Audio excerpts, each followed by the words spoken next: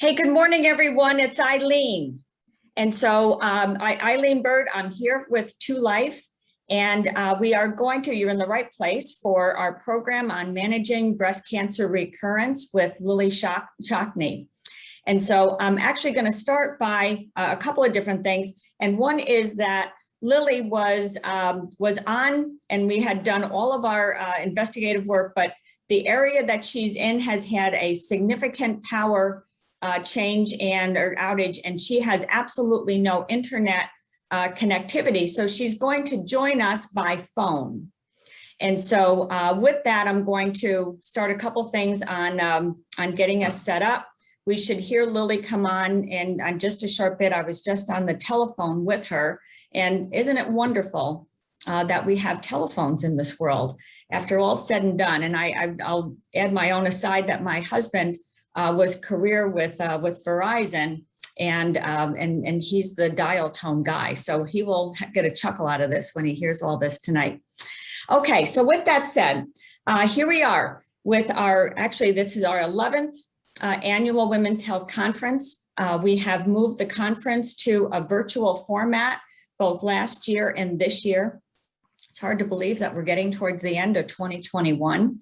As I looked at the list of registrants for today's program, and we had about, I think, 98 people that were signed on. And most of the people have signed on for the full series. And so this series of talks is going to be addressing the topics related to not only managing breast cancer reoccurrence and the concerns around reoccurrence, but we will have a program on nutrition. We will have another program on psychological trauma and on integrative therapies. And so you will see in the emails that'll come after this, those programs. And if your situation changes and you hadn't signed up for one of them, if you want to extend the invitation to someone that you know, so please do so. Now it's just a matter of Lillie's by the phone, but we are having a couple of issues related to getting her live and into the meeting. And so just as soon as we do that, I ask for just a little bit of patience as we get through that particular piece of it. But I also want to mention a couple things. One is that we've had some staffing changes here at 2Life. Our support services program manager, Melanie McCulley, has left the organization. And I'm happy to announce that Jamila Hills has taken on that role. She's been with us for just a couple of weeks now. And so as she is starting to pick up support groups next week and managing the telephones and the outreach, she'll be running workshops, and as time goes on, she'll be doing more and more of the educational programming. And so we're happy to have Jamila, and I know she is on one of the participants on today. So anyway, Jamila, hi, you're gonna say hello. Good morning. Yes, I was just on the phone with a caller who's trying to get access to the link. Okay. But yes, good morning, everyone. As Eileen mentioned, my name is Jamila Hills, and I am the new Services Support Program Manager here at 2Life. I'm about a month in, and I am just ecstatic to be a part of such a phenomenal organization that does such fantastic work for our survivors and for those who are in treatment and their families.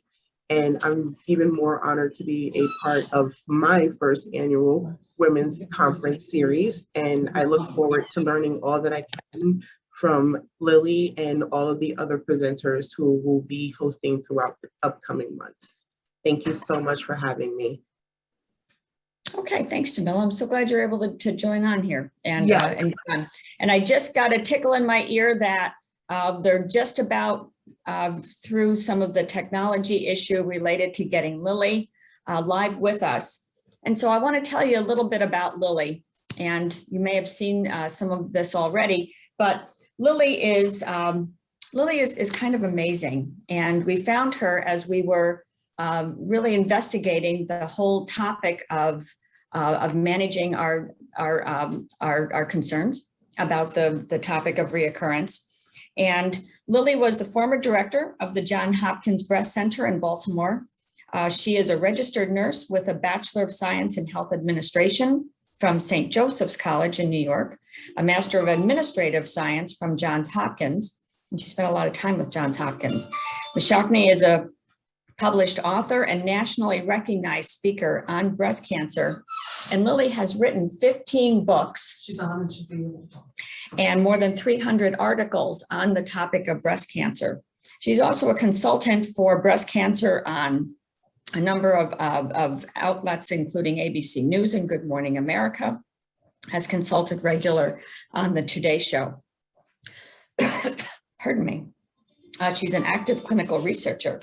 In 2008, the Johns Hopkins Board of Trustees appointed Lillie to a physician's chair as a university distinguished service assistant professor on breast cancer. And I'm going to let the rest of that go because I have a tickle in my throat. And I think Lillie has joined us now. And so Lillie, I'd like to welcome you. Hello. Okay. Oh boy. Hello. Okay. Hey, we're good. Let's try it. Lillie, welcome. Okay. Good morning. I hear your voice. Thank you. Oh boy. And if I hear your voice, then others do as well. All right.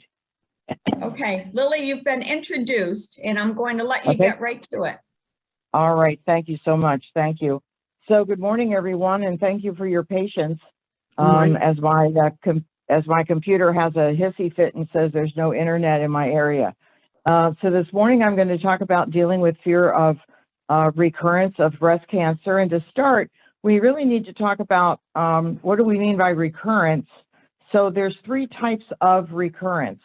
One is local recurrence, and what that means is that it has returned locally in the area where it first started. So in this case for breast cancer, it has recurred in the breast. Even if you've had a mastectomy, that still could mean you could have a local recurrence because there's about 2% of breast tissue that remains after a mastectomy. Second is a regional recurrence, which means that it has come back regionally in the area of the lymph nodes under the arm or in the chest area, but usually the lymph nodes under the arm. And then finally, distant recurrence, which is where it shows up on a scan. That would be a PET CT, for example. And what that means is that distant recurrence and metastatic breast cancer, stage 4 breast cancer, are one and the same.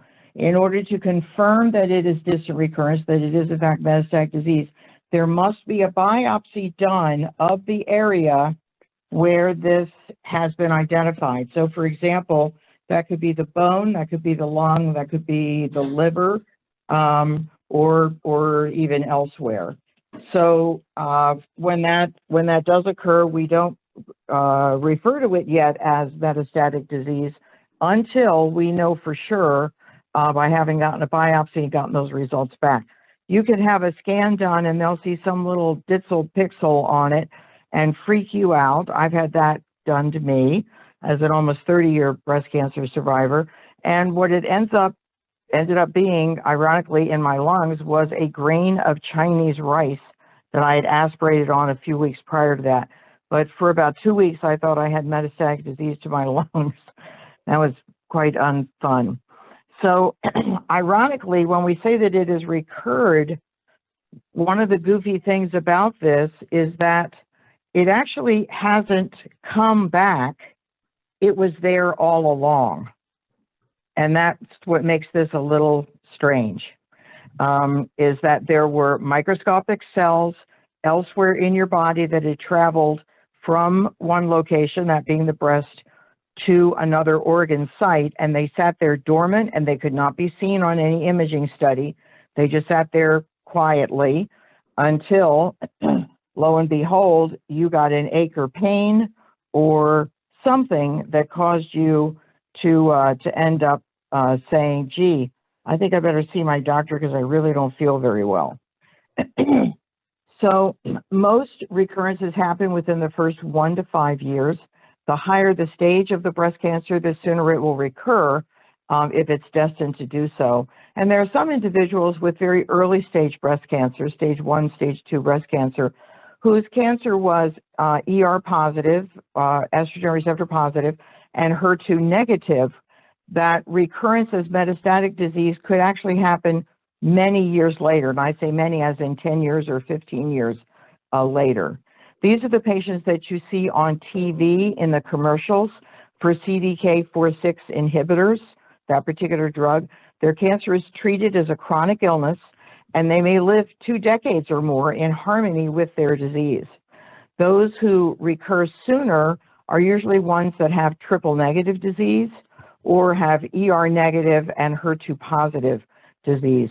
Their treatments are primarily with chemotherapy. However, newer drugs are being developed, and even vaccines, for example, for triple negative, have very recently been developed for the treatment of triple negative that has spread on elsewhere. And there are now quite a few other targeted agents, even beyond those that you see in the commercials. So, excuse me. So recurrence, especially distant recurrence, or what we know as metastatic breast cancer, stage 4 breast cancer, is the greatest concern of most breast cancer survivors. And it doesn't even matter what the stage was originally. I have seen women with stage 0, DCIS, non-invasive breast cancer. I've seen and taken care of women with stage 3C breast cancer. Both react the same way. They're both scared to death, though it's the individual with a much higher stage that would run a much greater risk of potentially having stage 4 disease. So the message here, however, is this: enjoy your life that was saved for you, and put fear of recurrence in a place that doesn't allow it to rob you of your joy every day. So do you actually know what your risk of recurrence even is? If you don't, you should ask your doctor. Tell me what my risk of local recurrence is. Tell me what my risk of distant recurrence is. Tell me about my regional recurrence, but most worry about distant recurrence. I had a patient contact me and told me that she had developed metastatic toe cancer. She was out power walking as a way to exercise to reduce her risk, which was a very good idea, doing that each day. And her cancer had been in her left breast. She thought that brisk walking caused cancer cells to gravitate down into her toe on her left foot. So when she sent me a photo of her toe, it was very clear to me that she had gout. It was interesting, though, how she felt that this was very logical, that she would now have what she called toe cancer, or metastatic breast cancer to her toe. You can't get toe cancer, by the way. So it's important to understand that metastatic disease is still breast cancer cells that have traveled to another organ site. So it's not bone cancer or lung cancer or liver cancer. It is breast cancer that has spread to other organs. So did you do all the treatments that your doctors advised you to do? That's a really key question. For individuals that said, no, I don't want to do chemo, or no, I'm not going to do hormonal therapy, or no, I don't want to do targeted therapy, or whatever that it was, there can be some guilt ridden with that and greater worry, because you're trying to outguess, frankly, if you've jinxed yourself. Again, I tell people, you make decisions for your life based at the time that that decision needs to be made. And we can't go backwards, so don't look that way. We're here today, and we're going to move forward. So there are, I want to give you an analogy, because first of all, I'm hoping that you are living a healthy lifestyle. I'm going to assume that from the beginning, and that actually does dramatically help to reduce your risk of breast cancer recurring by eating a low-fat diet of 30 grams or less, power walking, as this gal was doing, for 30 minutes 5 times a week. Those are things that you can do for yourself that will help to reduce your risk. But I want to give you an analogy, because I find that this is a good one, and I think that you'll probably be able to relate to it. So the weatherman says that there's a 20% possibility that there could be a snowstorm next Monday, so 6 days from now, that could bring us 4 inches of snow. Do you immediately start worrying and fretting and feeling paralyzed you will miss a day from work, or without PTO, your paycheck will be short? Do you start losing sleep, picturing the snow coming down? Do you start stockpiling toilet paper, as many people do, as if you think that we're now going to be snowbound for weeks? And I hope that you're not doing that, but many people do. You become frantic picturing having to drive in the snow to work, or really anywhere, even having to go 1 block in your car if this snowstorm does in fact come. However, do you make sure that your snow shovel is located in the garage? Do you have a window scraper for your car windows? Do you have a de-icer for the lock on your car door if you're not parked in a garage? If you have a snow blower, do you make sure that it's in working order?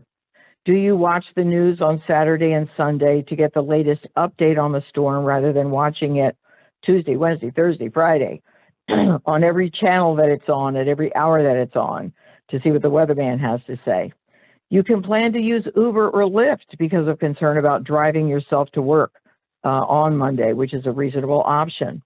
Have a special fund in a mason jar set aside for your Uber rides in the snow. And when you watch the news over the weekend, you learn that the storm has gone around you, your geographic area, and there will in fact be no snow on Monday. The first person in this scenario lost sleep, waited in line for an hour to get toilet paper and maybe even milk, even if she doesn't like to drink milk, and bread. She fretted every day, much of the day, constantly waiting for weather reports on her TV or on her phone. She got indigestion from worrying. She has continuous anxiety from worrying. She canceled her Monday night get-together with her girlfriends that she does after work on Mondays from worrying, and it was all for nothing. So for her, snow and fear of recurrence are the same enemy. They both paralyze her, monopolize her ability to function well in her day-to-day activities, and prevent her from having any joy in her life as she waits for the dreaded snowstorm to come. I will now tell you that for 4 decades, I had a fear of the snow. It was triggered by being in a bad car accident while driving home from night school after work at around 10 p.m. There was about 3 inches of snow on the ground along with ice. I was broadsided by a car, and it broke my wrist and my knee, and I had a head injury. I sat in that car unable to open my door because it was slammed in, and I really wasn't able to move at all for 45 minutes, and I watched cars drive around me. Finally, a snowplow driver stopped to help me, and I was taken to the hospital a short while later. Prior to the accident, I never worried about snow. After the accident, I was petrified of snow. I had to learn new coping skills, new emergency planning, new ways to cope with this kind of fear, and I have even learned how to enjoy watching snowflakes fall, looking at them through my living room window. And I bought a book about snowflakes too. I wanted to learn about snowflakes. Every January, I have a snowflake spa party here at my house for my girlfriends. So I embrace snow, and specifically snowflakes. I also got a 4-wheel drive SUV as my next vehicle, and that's I've always replaced my old ones with a new SUV. And if there is a blizzard, I have the option to stay home. I, by the way, already have enough toilet paper in my basement for my emergencies and also for your emergencies. So the key is to give your fear real perspective rather than assuming something terrible is going to happen and you are destined to get recurrence of your breast cancer. Know what your actual risk really is and take measures to learn coping skills like meditation, yoga, singing, listening to soothing music, journaling, and always, always, always find joy in each day. We are among the lucky who got to live. We need to demonstrate we value each day because there are many others who lost their opportunity to be able to do that. So I want to tell you a little story about a woman named Miss Bertha, who was the very first woman I ever knew who had breast cancer. I was 12 when she was diagnosed. She was my other mother and my mother's best friend. And she was diagnosed with stage 4 breast cancer from the onset. This was 55 years ago when we didn't have information in women's magazines about breast cancer, no billboards promoting mammography. she had all of the warning signs that she had a big fungating mass in her breast. She had pain in her ribs, pain in her back, a swelled abdomen, and finally went to the doctor because she thought that her ribs hurt because she had arthritis. Whereas it wasn't arthritis. He explained to her that she had very advanced cancer. And back then we did a total radical mastectomy, which, thank you God, we don't do anymore.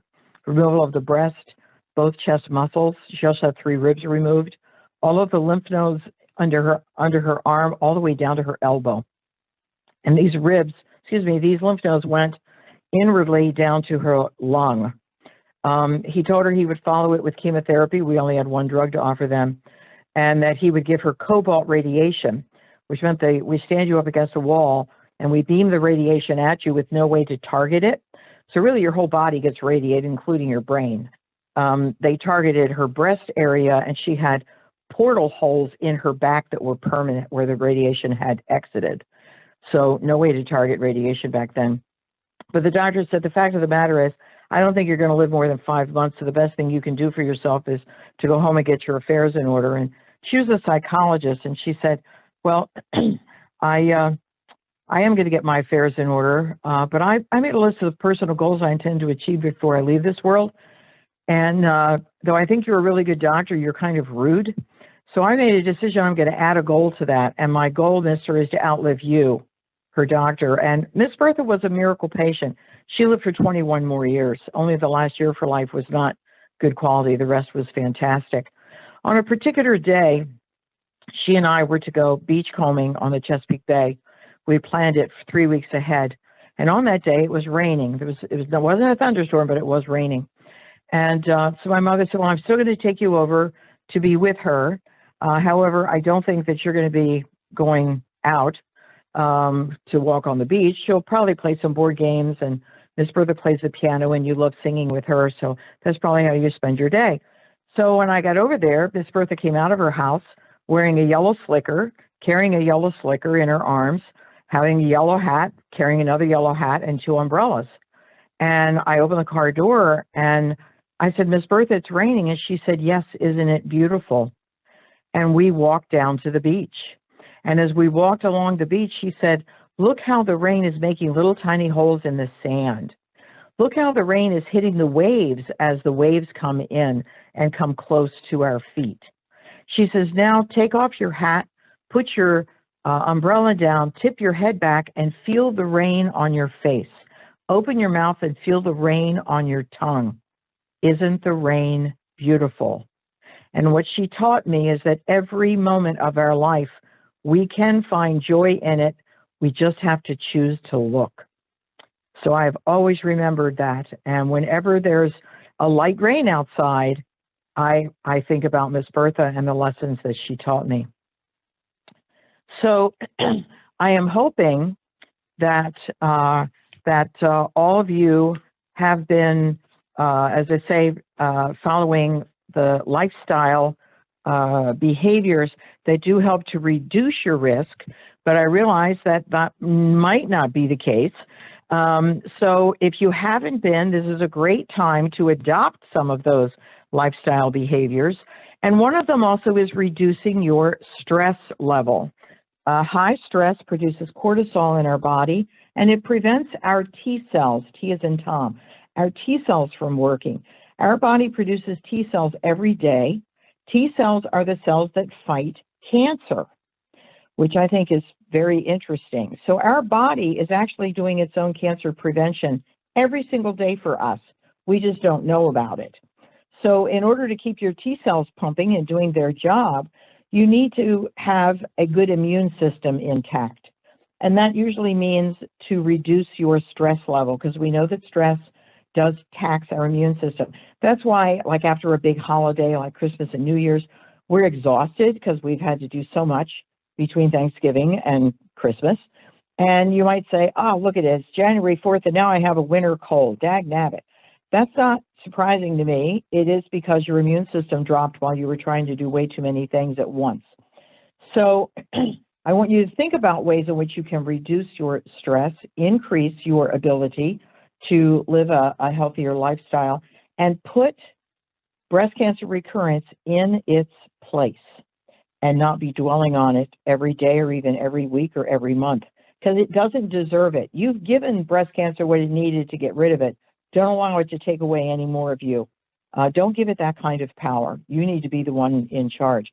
I'm now going to open it up for questions for about 10 minutes.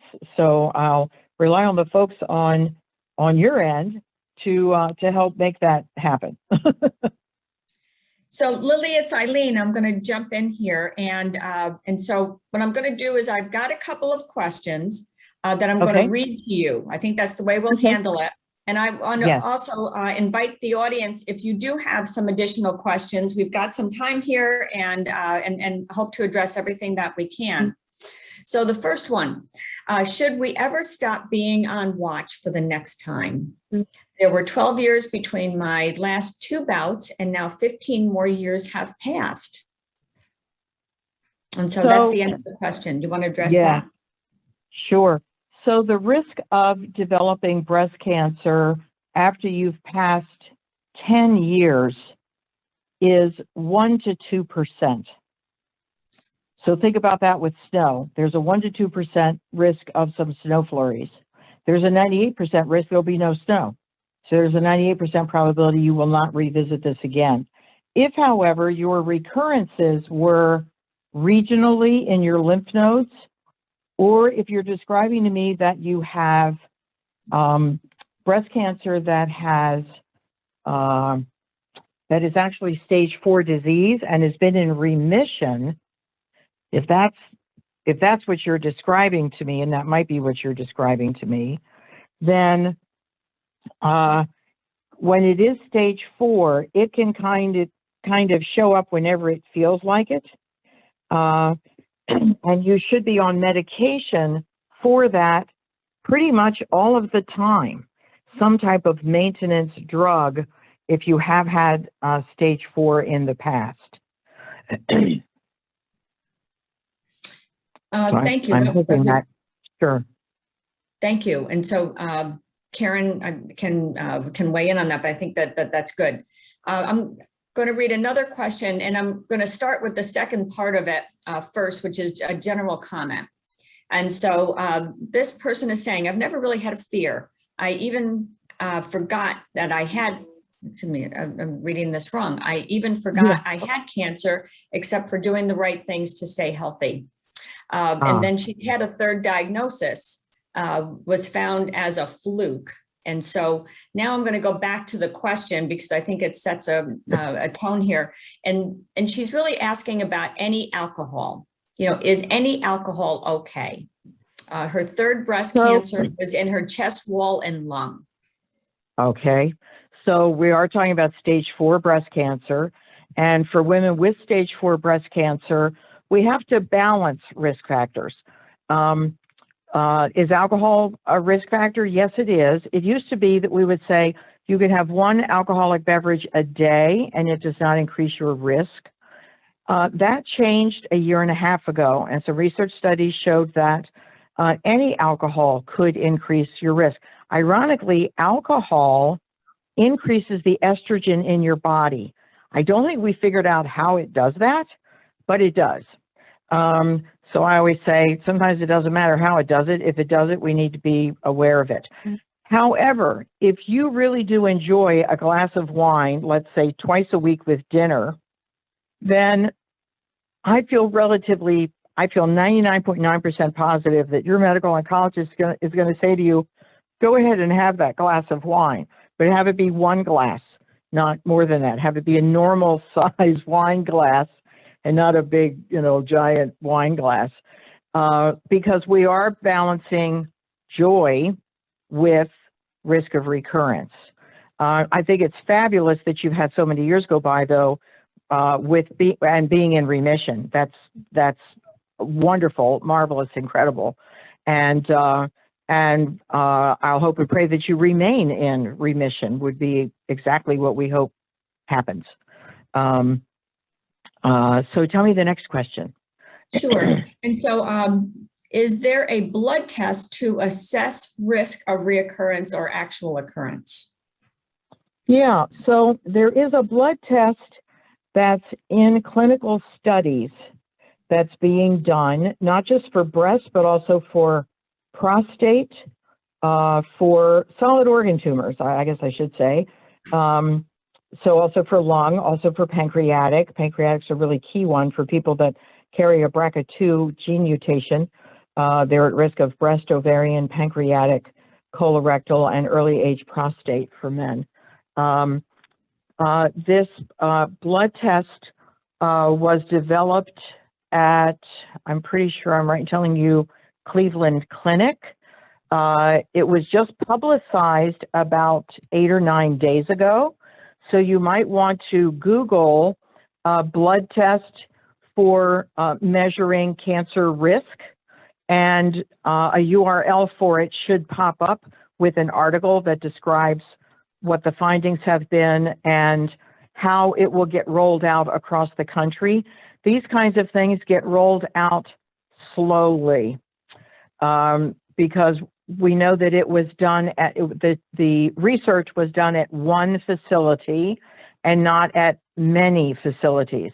So that next step is going to be for other facilities that are large academic cancer centers to now do, frankly, hundreds of thousands of patients for the same purpose of determining its accuracy. They did find it to be 96% accurate, which is very accurate. And this was a long-term study. So if you can imagine being a patient would have this kind of a blood test done, and then they would have to wait to see, this says I'm at high risk, and I got to sit back and wait. And that's what they had to do to see whether or not they were going to develop this particular type of cancer. There is also a blood test that measures circulating tumor cells, a CTC test, and it's a blood test. And the pathologist actually looks to see, do I see any breast cancer cells in your blood rolling around? Because the way in which breast cancer and other solid organ tumors travel is through the bloodstream or through our lymphatic system. And let me also mention that when we're evaluating our own risk, when you have the breast biopsy done, as well as your breast cancer surgery done, the pathologist looked at that specimen under the microscope, first to find out, yes, it was breast cancer and what kind of breast cancer it was, what its prognostic factors were for ER, PIR, and HER2, what its grade was, grade 1, 2, or 3, what its Ki-67 was, how quickly is it multiplying and subdividing. But it also, that doctor also looked to see, do I see any lymphatics, which means lymph node vessels running through the tumor? Do I see any blood vessels, vascular? Do I see that running through the tumor? And they will make note of it and saying, no, I don't see any, or yes, I do. So if you're not sure, go back and look at your biopsy report and also at your breast cancer surgery pathology report, whether that be for lumpectomy or mastectomy, and see what it said. If it said there was no evidence of vascular or lymphatic invasion, then hallelujah. The probability of this cancer being able to travel anywhere goes way, way, way, way down because it didn't have the right pathways already developed in the breast tumor itself to get to travel. So that really does knock it way down, usually to 1% ability to move around in your body. Okay, that was a terrific answer. So I want to change just a little bit here. So the next question, my white blood cell count is still very low after chemotherapy. How do I get my white blood cell count up? Yeah, so some women have a low white blood count for 2 to 3 years. That just happens to 5% of people, but if you're in the 5%, it's 100% for you. One of the ways, ironically, this is going to sound crazy, but it has been proven through research. Some of that research was actually done at Johns Hopkins. Getting out and brisk walking, power walking, and going up and down steps. so that you're really getting your blood pumping, does increase your white blood count. It also bumps up your red blood count if you're a little bit anemic. We don't understand exactly why, but it's one of those things which now we don't care as long as it works. So that's something that I would certainly recommend. And because your white blood count is lower than ideal, you need to be extra cautious about staying away from people that have colds and flu and, God forbid, might have COVID-19. And I do want to stress to all of you, if you haven't been vaccinated, please do talk with your medical oncologist or your PCP, because you should be vaccinated. If you're in active treatment, there's specific windows of time when it is safe to receive the vaccines, that it won't affect your blood counts. You also should be getting that third shot, which is a booster. And yes, I have gotten all 3 of those and happily got all of them. And if somebody tells me I need to get a booster every month, I'm probably going to be first in line before the sun rises to go in and do that. We know how highly effective these are.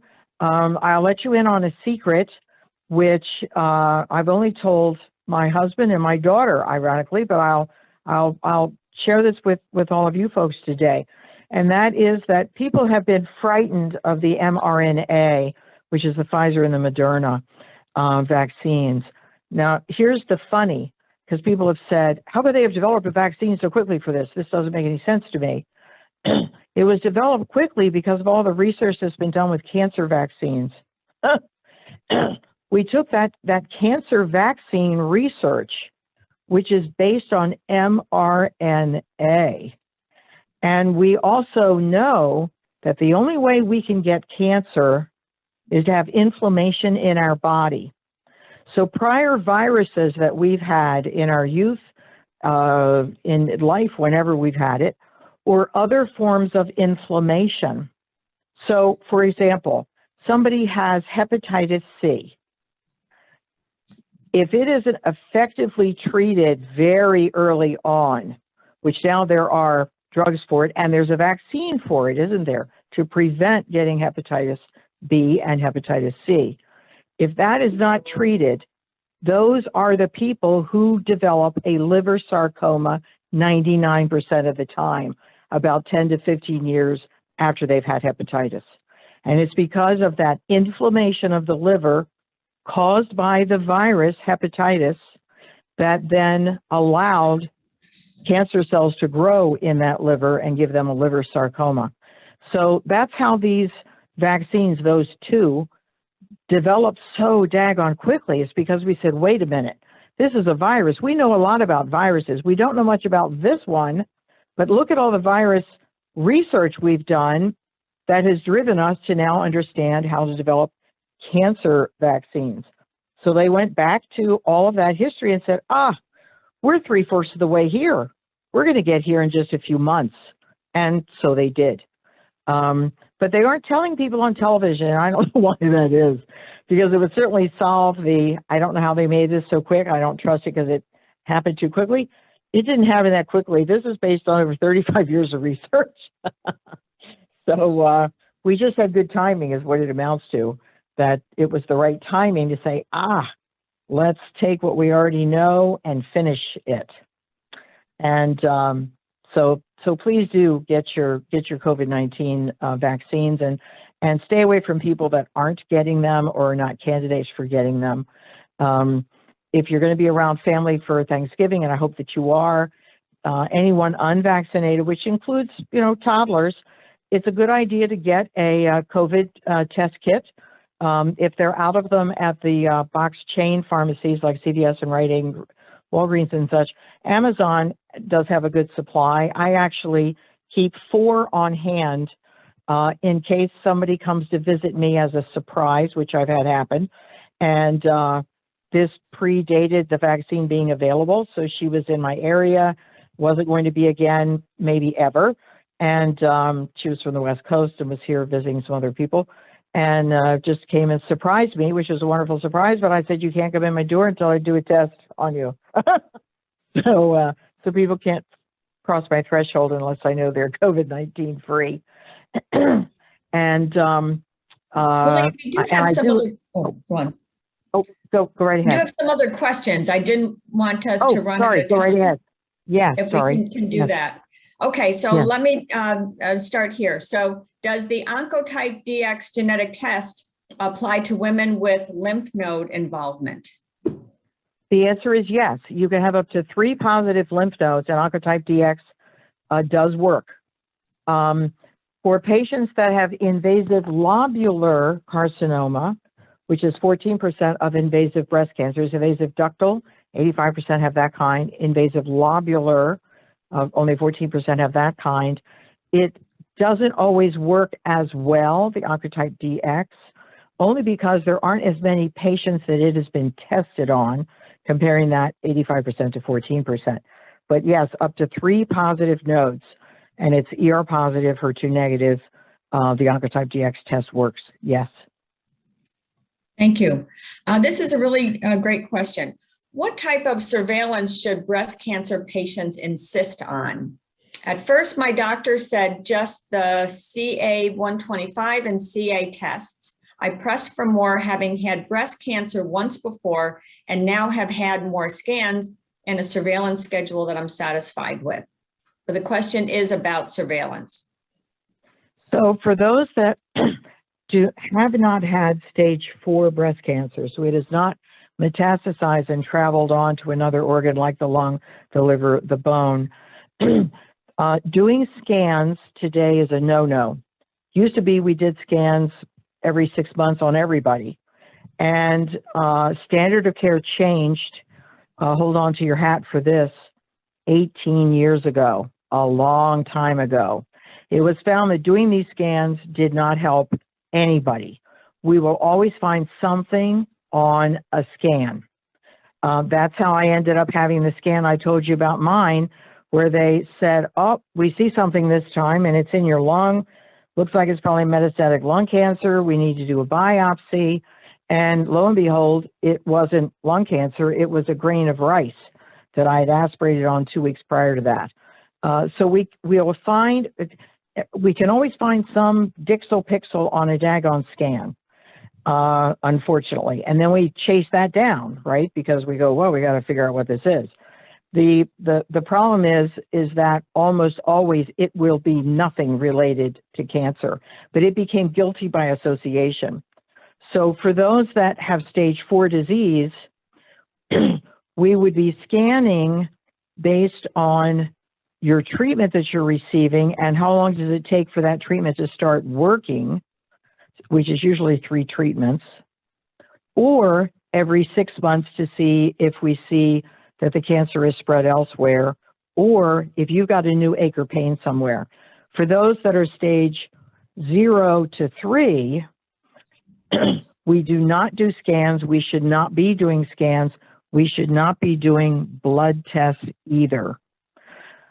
These tumor markers that were just described, like the CA-125, the CA-2729, they are very imperfect. And I'll give you an example. For the CA-125, if you get a flu shot this week, and next week you get that blood test done, your number is going to be in the 3 digits. And somebody's going to say to you, oh my God, you've got cancer, based on the number, when it was the flu shot that gave a false positive and drove that number up. There are a zillion reasons why tumor markers can go up, and we don't know all of the reasons yet. But that is why we don't rely on tumor marker blood tests. A doctor usually will do these blood tests once it is found that you have metastatic disease in another organ, to see how accurate is that blood test for you. And if he finds that it's pretty accurate, he might use it as a barometer for the future, but he won't hang his hat on it. Believe me. And it's not a good idea to hang your hat on those blood tests. They are very imperfect. Look at PSAs for men to determine if they've got prostate cancer or not. Once a man's over the age of 65, his PSA is going to be elevated. And it's because he's got prostatitis, which 100% of men will get over the age of 65. So why are we doing that blood test? Today, we're not. If you're over the age of 65, we're not doing that blood test anymore. And I have time for one more question, and then I need to leave you to then jump on a different phone. Okay, so there are several more questions. And so here, I'm going to jump in with this one. This comes from a person, I understand John Hopkins has been involved in a mistletoe clinical trial. Yes. Any information you can share and its significance for treatment? Yes. So what we've learned so far is that it didn't hold the promise that we thought it would. So we're not recommending it. The study was done over a 6-year period. Anecdotally, for some patients, it might have worked, but anything will work anecdotally, you know, the 1 in 100,000. So I would not encourage people to go out and get mistletoe injections. And there are people that will advertise that on the internet. Come to me and I will cure you of your metastatic disease by injecting your abdomen with mistletoe juice. Don't do it, please. Okay, and so thank you for that information. Okay. Sure. All right. So what I will say is there's a couple. Go on, Lillie. If there are other questions, how about if you give them my email address? Okay. And I will answer them that way for them, if that's okay, hopefully with everybody. Thank you very much. And so I Sure. will get that. I will actually, I don't have your email address. Can you just say it out loud? Sure. Let me tell you, I absolutely can. SHOCKLI@jhmi.edu. So it's shock from Shockney, it's LI from Lillie, the @ symbol, JHMI, which stands for Johns Hopkins Medical Institution, .edu. Okay, Lillie, then we're going to let you go. Thank you very much for pursuing the You're very welcome, and thank you for putting up for my failed technology here in Pennsylvania. Okay, have a good day. Thank you. All right, bye-bye. Thank you so much. Okay, and so it's me again, and I want to say thank you for everyone for persevering through the technical issues that we had with Lillie, but I think you would all hopefully agree with me that it was well worth having this time with Lillie, that she actually had, I think, some really great insight into balancing some of our concerns about reoccurrence and understanding how we can factor in the science.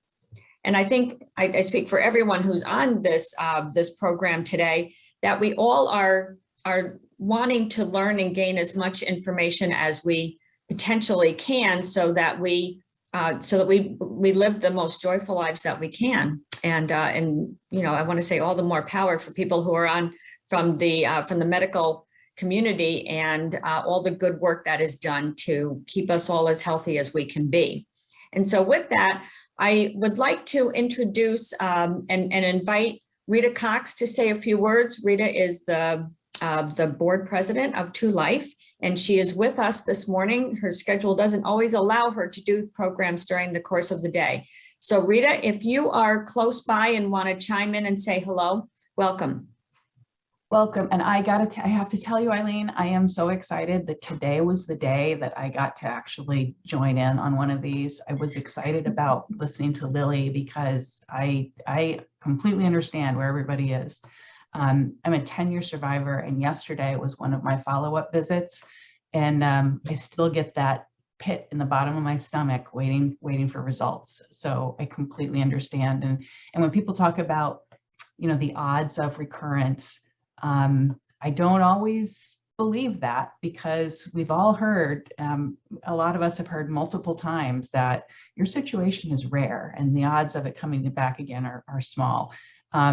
So it's often hard to put those odds in perspective. And there were a lot of things today that Lillie said that really helped me put them in perspective.